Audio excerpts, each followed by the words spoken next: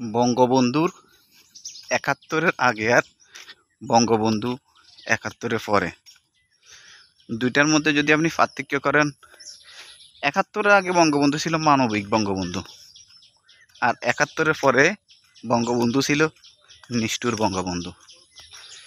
৭১-এর আগে বঙ্গবন্ধু দেশ বাংলাদেশের জন্য তার জীবনে সব কিছু উজাড় করে দিয়েছেন, কিন্তু ৭১-এর পরে বঙ্গবন্ধু তার পরিবারের জন্য বাংলাদেশ থেকে সব কেড়ে নিয়েছেন। দেখেন, ৭১-এর আগে বঙ্গবন্ধু গণহত্যার শিকার হয়েছেন বাংলাদেশের মানুষকে নিয়ে, মানে পাকিস্তানিরা গণহত্যা করছে বাংলাদেশের মানুষকে, বঙ্গবন্ধু নেতৃত্ব দেওয়ার কারণে এটার বিরুদ্ধে সোচ্চার কণ্ঠ ছিলেন। ৭১-এর পরে বঙ্গবন্ধু নিজে গণহত্যা করছেন। ৭৫ পর্যন্ত বঙ্গবন্ধু যে গণহত্যা করছেন এটা সে নিজে নেতৃত্ব দিয়েছেন। তাইলে বঙ্গবন্ধু উভয় দিকে।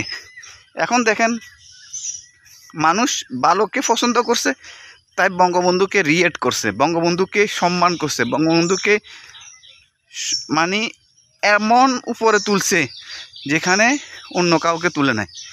৭১-এর পরে বঙ্গবন্ধু যে অত্যাচার চালাইছে, নিপীড়ন চালাইছে, মানুষ তাকে এমন নিচে নামাইছে যেখানে কেউ নামতে বাধ্য না।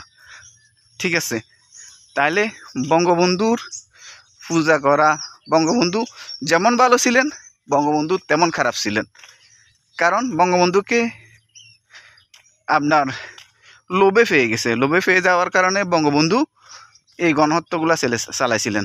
ঠিক আছে, বঙ্গবন্ধু যে কাজগুলা করে গেছেন সে কাজগুলা বঙ্গবন্ধু সবাইকে নিয়ে করতে পারতেন। ইভেন বঙ্গবন্ধু যাদেরকে দিয়ে নেতৃত্ব দিয়ে দেশ স্বাধীন করছেন, আবার বঙ্গবন্ধু তাদেরকে হত্যা করে দেশকে কলঙ্কিত করছেন। তাইলে বাংলাদেশ মানে বঙ্গবন্ধু না, বাংলাদেশ মানে অল মুক্তিযোদ্ধা। ঠিক আছে, বাংলাদেশে 9টা সেক্টর কমান্ডার আছে।